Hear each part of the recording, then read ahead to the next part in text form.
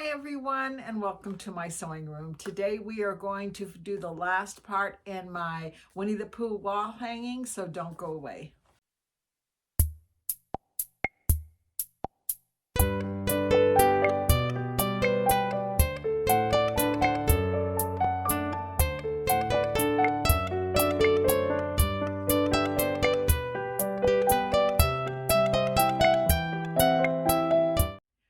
Okay, so as I just said, we are going to go ahead and go back to the PE design software, and we're going to finish out our wall hanging. If you go back to my last two videos, you can watch them and see that we have already done a verse from a poem from Winnie the Pooh and put some designs in it and played around a little bit with fonts. And then here's the second one.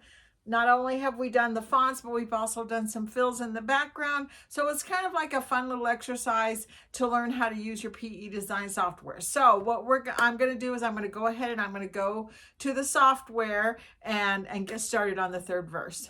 Okay, I'm in PE Design 11, and before we open up the design that I have created using basically the same methods that we used before, I would like to show a few things that I've had a few people ask questions for. So what I'm going to do is I'm going to come over here to text, and I'm going to select the A, and I'm going to click on here on the screen, and then I'm just going to write my name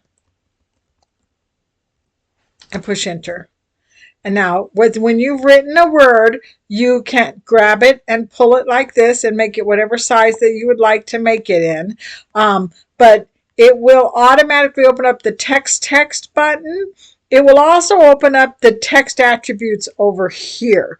And with the text attributes, you can do a lot of things that I haven't been showing you. Like, for instance, if I were to come over here and click on next to Rosemary, and I think I showed this to you before. If you hit Control Enter, it'll make a second row on here, and then I can write my last name. And now I have 2 rows of stitching right here. I don't usually do that. I like to do it the way I've been showing you, where you put in the words one at a time. That way you can move them around. But once you have 2, you have the option of pushing, just like with any other software, where you can justify it whichever way you want to do it. I can put it this way. It always kind of moves it from the center out. I don't know why, but you can kind of line it up like this if you want to. And you can also push this part right here. Let me scroll down just a little bit so you can see this part right here, which will allow you to change your letters so they go up and down like this. So you can change the format of them that way. I can put it back the way it was. Put it back over here to the center. Tell it to center this like this. I'm going to come back up over here and click, and I'm going to delete my last name. Push enter so I have one word. If I hit transform, then I can put it on a curve like this. I can pull up on this one arrow and make it bigger. And I can slide it sideways like this so it comes over here. Let me see.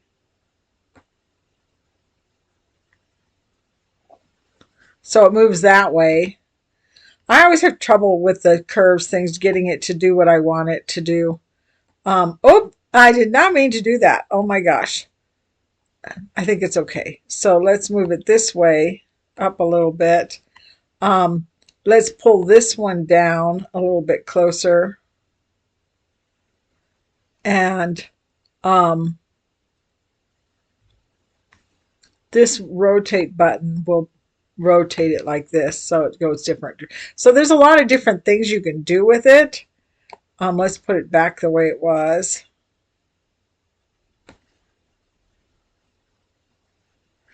And let's push this out a little bit more so we have a bigger. And I'm trying to remember, I think it's this one right here that'll bring the circle in closer. So now the words are even closer together like that. And I did an entire video on how to do this when I did the Rocky Mountain logo. You can watch that so you can see how to put something on a circle. You can also choose a couple of other ones and they'll all do different things in the way your letters are shaped. You can have some fun with that as well. So that's just showing you a couple of the things that you can do. Now, we also talked in the last video about doing a wingding. So I have it selected. I'm going to go into the text menu and then I'm going to do the drop down and I'm going to scroll all the way down until I'm in the true type fonts.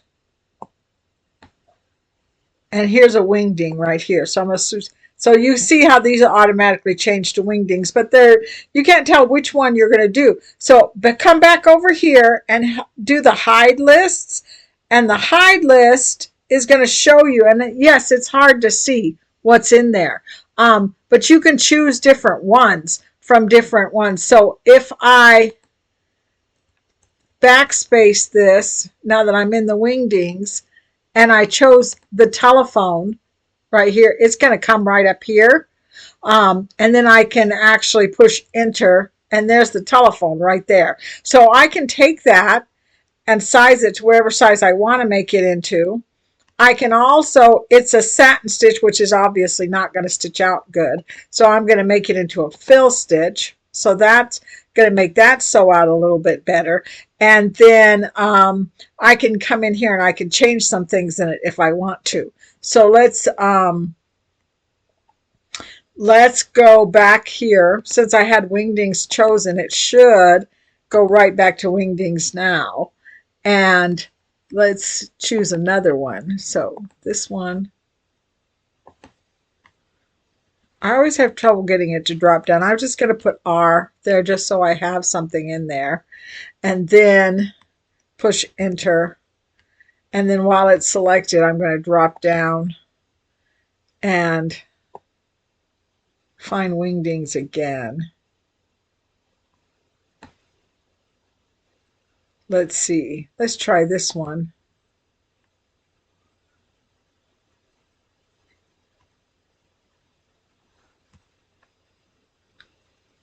If I hold the mouse over it, it'll give me a better view of what I'm looking at.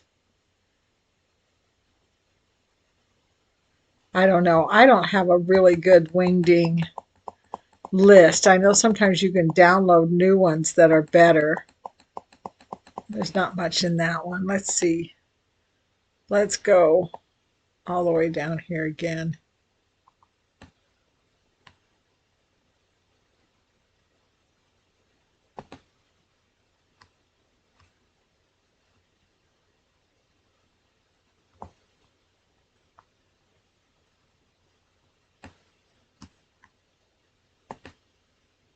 I think the first one I was in was probably the best one because it had fun things in it. I don't know why my computer is moving so slow today.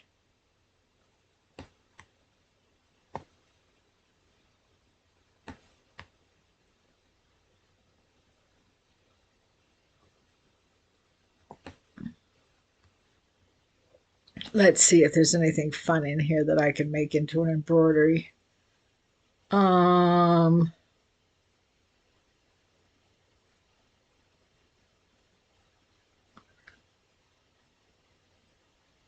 Well, here's a pair of scissors.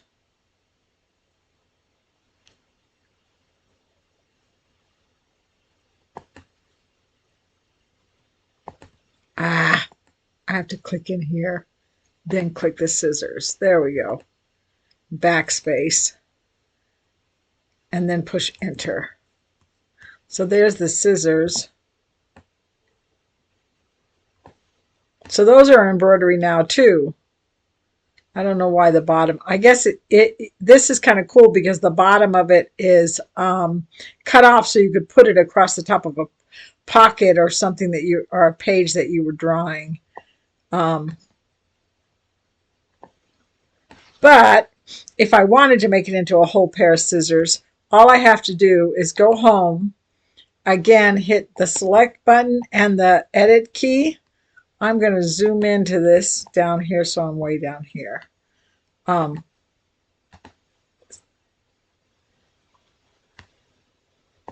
Oh, you know what? It's still reading it like a letter, and a letter won't let you put the edit point edit tool on there. So you know what I have to do? I have to select it, go to text, convert to outline. Now it's an outline shape. I can ungroup it,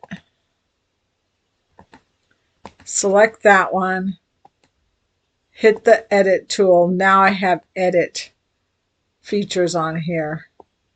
You can see that that's not really right, but it gets pretty close to it, you know. So I just created my scissors so that they were a whole pair of scissors. But you can see how if you put edit tools on there, you can kind of edit but to remember it reads it like a letter, so it doesn't let you do anything like you would do with a shape until you convert it to a shape.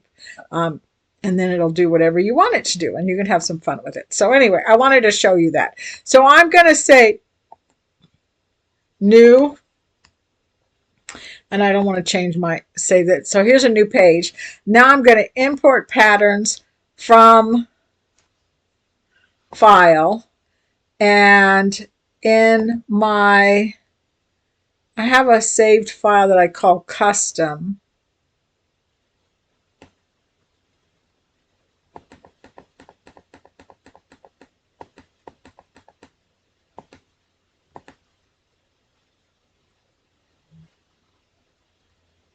Just thinking about it. Let's see. I named this one Wednesday.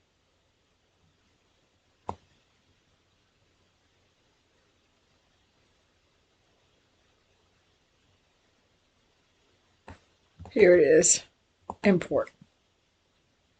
So this is the new one that I did. On Wednesday, when the sky is blue and I have nothing else to do, I sometimes wonder if it's true that who is what and what is who. And I put some little butterflies here that were from the Winnie the Pooh. Bumblebees probably would be better. I might go back and change that to bumblebees. But I wanted to show you how I did this to make the O in the middle of Winnie the Pooh here. So I'm going to select that and delete it.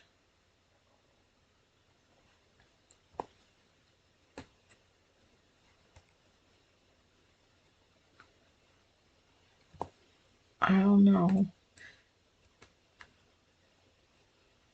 I got a couple little things right here. I don't know how that happened. Okay. All right. So this is what I did. And I still don't even know if I'm going to still do this, but I wanted to show you how I did it. So I'm going to say import patterns from file. Then I'm going to come over here and I'm going to go to the Classic Pooh file. Okay. And in here I have this one of Pooh Bear and Piglet walking together. Okay, so the first thing I have to do is I have to make this the right size. So I'm going to put my mouse over the corner. I'm going to hold the control button down so I get that double zigzag that says I can change the size. And then I'm going to just scroll it down till they're smaller. And this design is simple enough that sizing it is not going to be an issue. It should size pretty good. Now what I want to do is I'm going to hit the plus on my magnifying glass and get close. So in order to cut a hole in this, I need to make it into an outline. So I'm going to select it, and then I'm going to go under stitches and convert this to outline, convert parts to outline. And it will change my stitching a little bit. It kind of messed with his shading and everything, but I don't care. For what I'm doing, it's going to be fine that way, like that. Okay, so then the next thing I'm going to do is I'm going to go under text, choose the A, click here, and I'm going to just do a capital O. I still have wingdings. That's okay.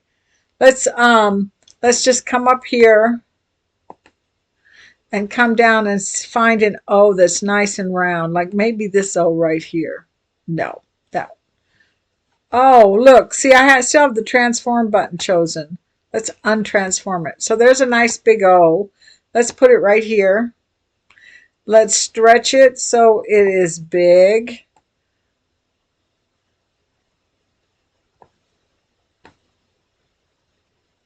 Stretch it this way. Stretch it this way. Okay. There's the O. So now what I want to do is I have to turn the O into an outline. So text, convert to outline. Now that's an outline shape, and Pooh Bear is an outline shape. So now I should be able to cut it apart, right? So what I'm going to do is I'm going to select the whole thing. And then I'm going to, let's see, modify overlap, remove overlap. Let's see if it worked. I think it did. So I'm going to click off of it, click on the O, go into shapes, and do not sew. Haha, I have a hole there. So I could do that if I wanted it to have a hole in the middle of my Winnie the Pooh, but I can also just turn it back onto a regular fill shape so that it's a green. And then to make the on word, I'm not going to do that again. I'm just going to put an N on top of it. So I'm going to go under A. I'm going to choose my letters. Wait, that's not what I meant to do. I'm going to go over here. I'm going to click here, and I'm just going to type in the letter N and push enter and move it down here so it's right next. It'll sew over the top of him, but it's a satin stitch and it won't make that much difference. So let's go here and see what I've got. On Wednesday, when the sky is blue and I have nothing else to do, I sometimes wonder if it's true that who is what and what is who. I think that looks really fun. I probably will mess with this a little bit and move the word sky. I think the spacing is not exactly what I wanted it to be. But you've seen me do this already several times with other things, so I'm not going to sit here and do this in front of you. So I'm going to go ahead and I'm going to save this, and then I'll show you what it looks like when it's all finished. Okay, so I hope you enjoyed that last little part. I haven't put it together yet. So, and you know what? I sometimes do this like flying by the seat of my pants, and I don't take a minute and figure things out the way I should. And so this was our first verse with the balloon. And then the second one was this one here, and it was bigger because I wanted to make the letters bigger. And then this one here, I don't know how I did it, but it's actually smaller.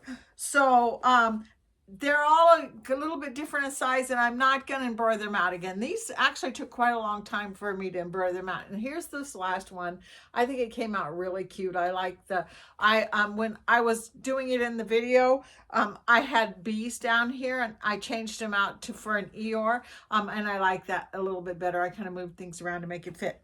So I'm going to do one more video on this and sew it together and show you how I'm going to figure out how to put some sashing around this and make it into a cute little wall hanging. I've already chosen some fun blue fabric that's got stars in it that I think will be really cute when it gets all finished. So I'll do that later, but I hope you enjoyed that. Learned a little bit new about things that you can do with your fonts, that you can turn them, that you can move them around, you can do a lot of different things with it, and you can actually bring in designs and change them out. So I have to tell you that with this one, the Winnie the Pooh, I don't know if I can show this to you really clearly. Let me see if I can move on. The Winnie the Pooh didn't sew out as nice as I would have liked it to, because I changed it into a shape by doing I can't even think. My mind's not even telling me what, but you saw how I changed it to a shape instead of a design. And yeah, convert to outline is what I did with it. So it didn't sew out as nice as I would have liked it to, but it's not something that you're going to look at really, really close when you have all of this other stuff going on. So it's fine. It's absolutely going to be a really cute wall hanging once it's all finished. But I hope again that you learned something and that you found something that you didn't know about your PE design software. Don't forget to send me questions, ask me about anything to do with PE design. I will try and address that. Make sure you subscribe and that you like, and I'll see you next time. Bye-bye.